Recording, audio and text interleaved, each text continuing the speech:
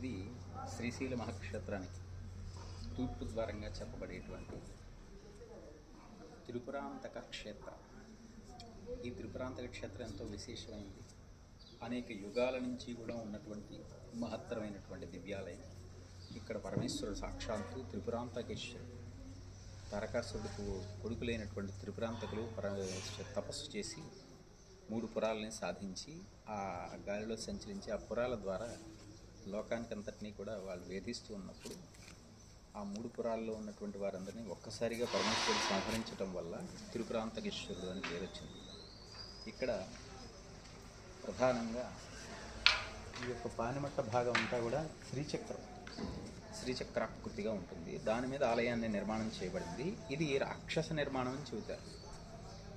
పరమేశ్వరుడు కోసం వాళ్ళు కట్టారు అని చెప్పబడతారు. అందువల్ల ఈ క్షేత్రం ఎంతో విశేషమైన సిద్ధస్థానం. త్రిపురాంతకేశ్వరుడి శిరస్సు మీద ఉండేటువంటి ఒక బిందు స్థానంలో ఎల్లప్పుడూ గంగ ఊరుతూ ఉంటుంది. అది ఇక్కడ నిదర్శనం. ఇక్కడ నుంచి శ్రీశైలానికి బిలమార్గం ఉన్నది. ఆ బిలమార్గం ద్వారా, బిలము అంటే స్వరంగం, దాని ద్వారా శ్రీశైలానికి వెళ్ళవచ్చు. అట్లాగే ఇక్కడ మరకత చామరకర్ణ రససిద్ధి గణపతి అని విశేషమైనటువంటి మంత్రోపాసకుల్ని రసవాదనలో సిద్ధిని సాధించేటువంటి వాళ్ళని అనుగ్రహించే గణపతి ఉన్నాడు. ఇది అమ్మవారు త్రిపుర సుందరి, ఇది బాలా త్రిపుర సుందరి. ఈ కొండ కింద భాగంలో చిదగ్గిని కొండము అని మనం లలితా సహస్రంలో అనుకుంటాం. చిదగ్గిని కొండ సంభూత దేవకార సముద్రిత. చిదగ్గిని కొండ సంభూతగా అమ్మవారు ఇక్కడ ఉండేటువంటి ఒక కోపంలో ఒక చెరువులాగా ఉంటుంది. కదంబవనాల మధ్యలో అమ్మవారు వెలిసి ఉంటుంది. బాలా త్రిపుర సుందరీదేవి. ఈయన్ని దర్శించుకుని ఆ తల్లిని దర్శించడం ఎంతో విశేషం. శ్రీశైలానికి ఉండేటువంటి 4 ద్వారాల్లో ఇది తూర్పు ద్వారం. మొదటి తూర్పు ద్వారం ఇది. అయితే ఇక్కడ త్రిపురాంతకుడు బాలా త్రిపుర సుందరి. ఉత్తర ద్వారం ఉమామహేశ్వర క్షేత్రం.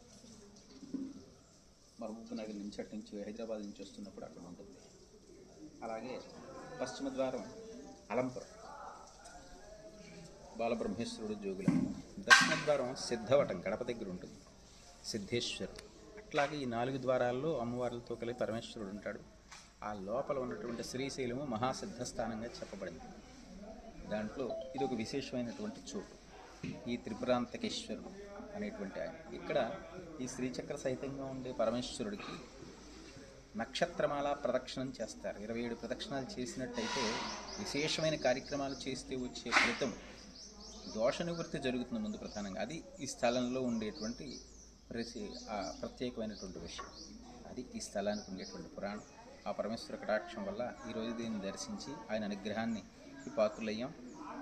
ఆయన కటాక్షంతో ఎల్లరూ సుఖశాంతులతో ఉండాలి, లోకమంతా సుభిక్షంగా ఉండాలి, అందరి మనస్సులు కూడా ప్రశాంతతను పొంది ఉండాలని మనస్ఫూర్తిగా కోరుకుంటూ హర నమ శివాయ త్రిపురాంతకేశ్వరాయ పరమేశ్వరాయ నమః. హర మహాదేవ నమః.